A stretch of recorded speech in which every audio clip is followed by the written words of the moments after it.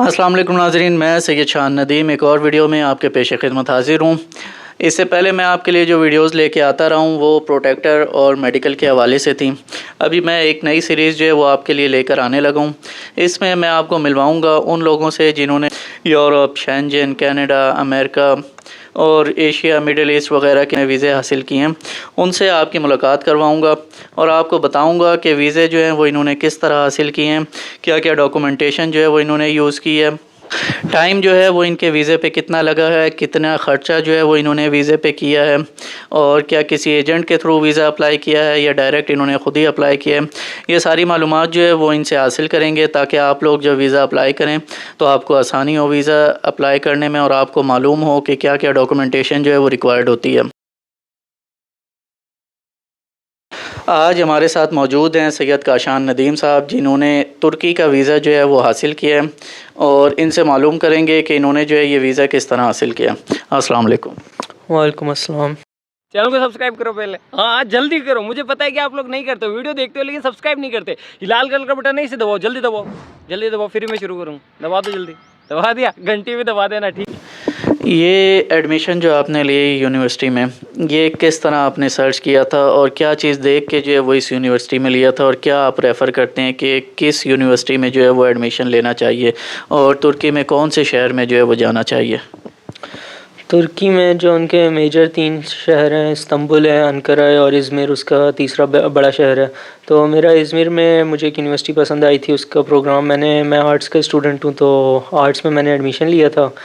तो मुझे इस यूनिवर्सिटी का प्रोग्राम पसंद आया था, उसके कोर्सेज़ अच्छे लग रहे थे। उसके अलावा सिटी भी इज़मिर अच्छा था। इज़मिर में लिविंग कॉस्ट भी इस्तंबुल से कम थी, इस वजह से मैंने इज़मिर को प्रेफर किया अपने एडमिशन के लिए। उसके मोस्टली तुर्की में यूनिवर्सिटीज़ इस्तंबुल में ही हैं और लोग इस्तंबुल को ही प्रेफर करते हैं। तो अगर आपने जॉब करनी है साथ साथ तो प्रेफर यही है कि आप इस्तंबुल में जाएं।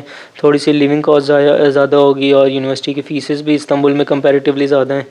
तो इस्तंबुल में लेकिन यह है कि फिर साथ साथ आपको जॉब भी मिल जाती है। बताइएगा कि ये वीज़ा आपने कितने टाइम में हासिल किया है, क्या क्या डॉक्यूमेंटेशन आपकी यूज़ हुई है, पैसे कितने लगे हैं और कितना टाइम लगा है ये वीज़ा आपको हासिल करने का और किस कैटेगरी में आपने अप्लाई किया था?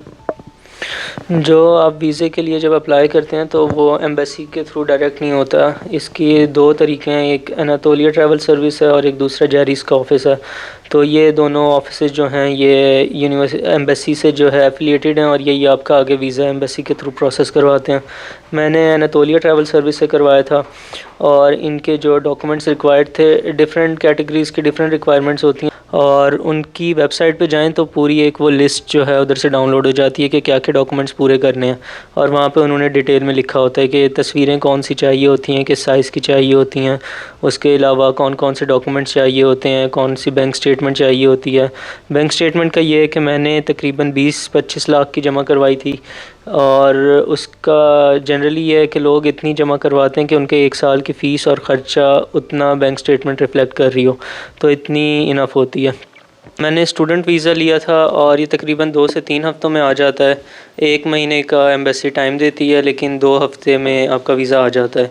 इसमें स्टूडेंट वीज़ा में सबसे पहले तो आपके जो एजुकेशनल डॉक्यूमेंट्स हैं वो रिक्वायर होते हैं। उसमें मैट्रिक की और एफएससी की आपकी डिग्रीज़ चाहिए होती हैं। उसके अलावा आपकी जो बैचलर्स किया हुआ है तो बैचलर्स की चाहिए होती है और नहीं किया हुआ है तो खाली मैट्रिक और एफएससी की। और इन सारी डिग्रीज़ को सबसे पहले अपने रेलिवेंट इदारों से टेस्ट करवाना होता है।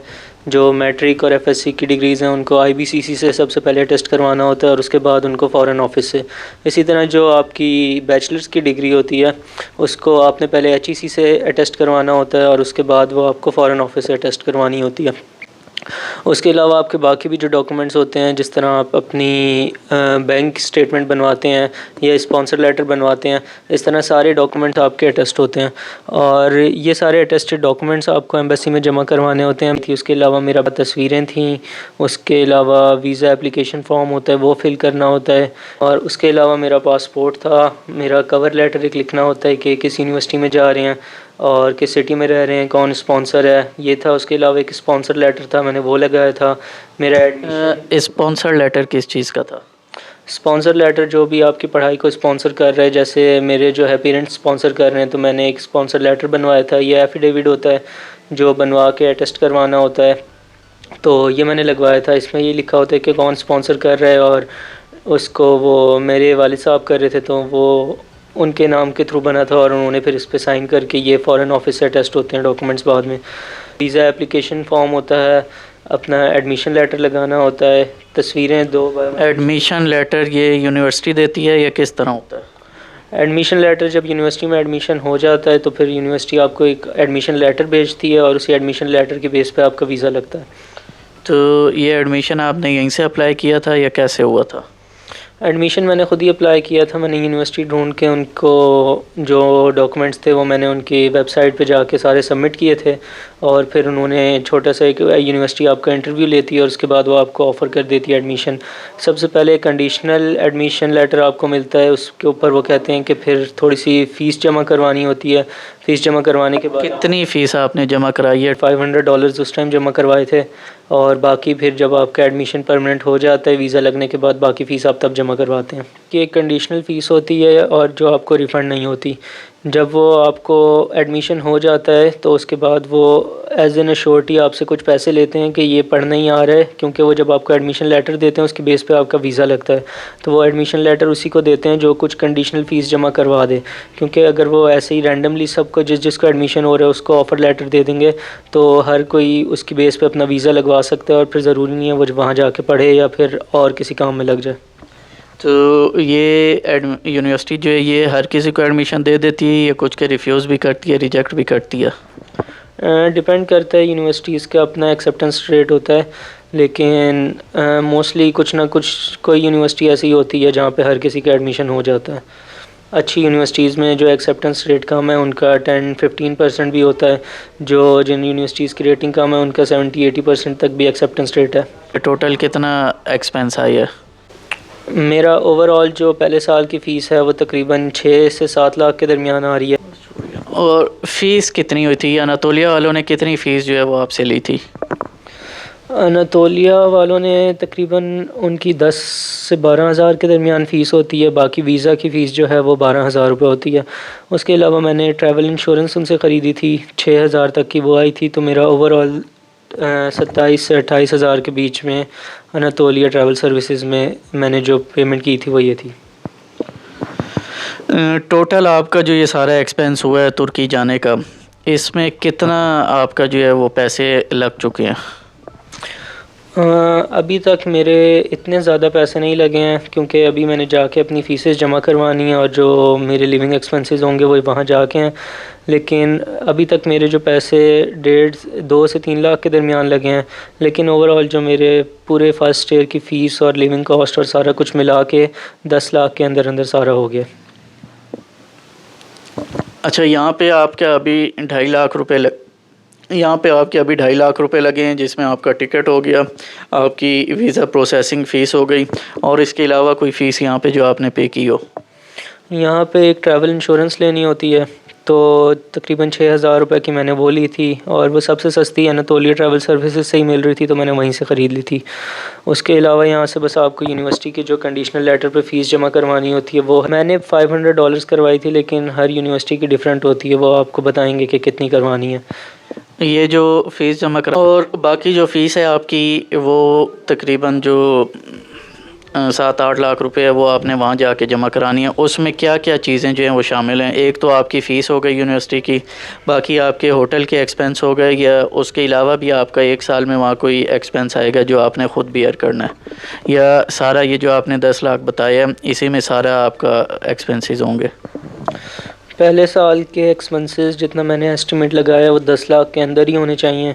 जाके पहले महीने में आपका ख़र्चा थोड़ा ज़्यादा होता है, वहाँ पे जाके आपको उधर की हेल्थ इंश्योरेंस ख़रीदनी पड़ती है, वो तकरीबन 1500 से 2000 लीरा के दरमियान मिल जाती है।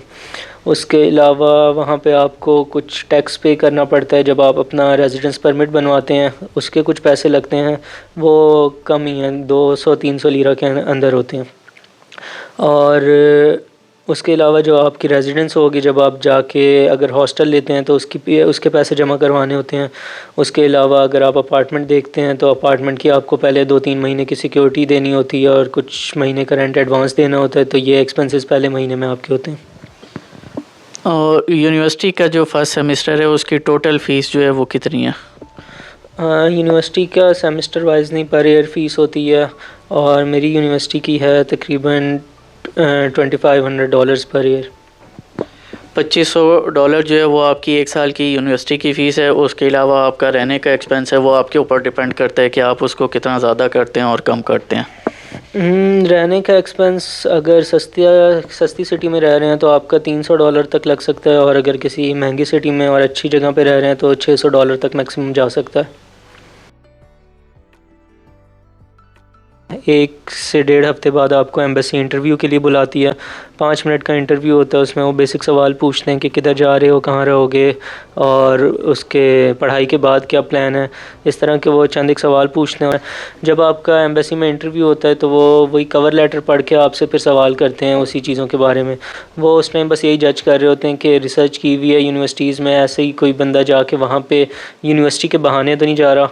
तो बस वो कवर लेटर में देखते हैं कि यूनिवर्सिटीज़ की रिसर्च की हुई है, प्रोग्राम्स की रिसर्च की हुई है, तो वो पूछते हैं कि यही वाली यूनिवर्सिटी क्यों चूज़ की, ये वाला प्रोग्राम क्यों चूज़ किया। डॉक्यूमेंट्स पूरे हों, बैंक स्टेटमेंट का कोई मसला ना हो, तो फिर आपका वीज़ा उसके 1 से 2 हफ़्ते बाद आ जाता है इंटरव्यू के। उसके अलावा मेरा आ गया था तकरीबन 2 हफ़्ते में वीज़ा आ गया था।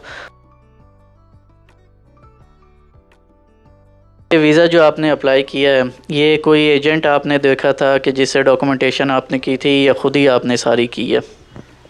मैंने सारा प्रोसेस अपना एप्लीकेशन, यूनिवर्सिटी एडमिशन से लेके वीज़ा तक सारा यूट्यूब में मैंने वीडियोस देखी थी लोगों की जिन्होंने प्रोसेस पहले किया हुआ है, और मैंने उन्हीं वीडियोस को देख के गाइडेंस लेके वहीं से अपना सारा प्रोसेस खुद किया था। किसी मुझे एजेंट के पास जाने की ज़रूरत नहीं पड़ी, काफ़ी सिंपल प्रोसेस है, और यूनिवर्सिटी की वेबसाइट पे और वीज़ा की वेबसाइट पे सब कुछ लिखा होता है, आप वहाँ से देख के ईज़िली फ़ॉलो कर सकते हैं। तो ये प्रोसेस था मेरा। ये काशान नदीम साहब थे। इनका सबसे पहले हम शुक्रिया अदा करते हैं कि इन्होंने हमारे लिए जो टाइम निकाला और अपने कीमती टाइम से ये हमारे पास यहाँ पे आए हैं। इन्होंने तुर्की का जो है वो स्टडी वीज़ा अप्लाई किया था, और माशाल्लाह फ़र्स्ट टाइम में जो है वो इनका वीज़ा लग गया। बाकी डॉक्यूमेंटेशन और एक्सपेंसेस जो भी हैं वो सारे इन्होंने हमें बताए हैं। उम्मीद है आपको ये सारी बातें समझ आई होंगी। अगर आपको कोई और इन्फॉर्मेशन भी चाहिए तुर्की के हवाले से, आप हमें कमेंट्स में बता सकते हैं। हम इंशाल्लाह और भी आपकी रहनुमाई करेंगे, और जो सवालात आपके होंगे उनके जवाब ढूँढ के आपको ज़रूर देंगे। एक और वीडियो में एक और कंट्री के वीज़े के हवाले से आपके साथ फिर हाज़िर होंगे। तब तक के लिए अल्लाह हाफ़िज़।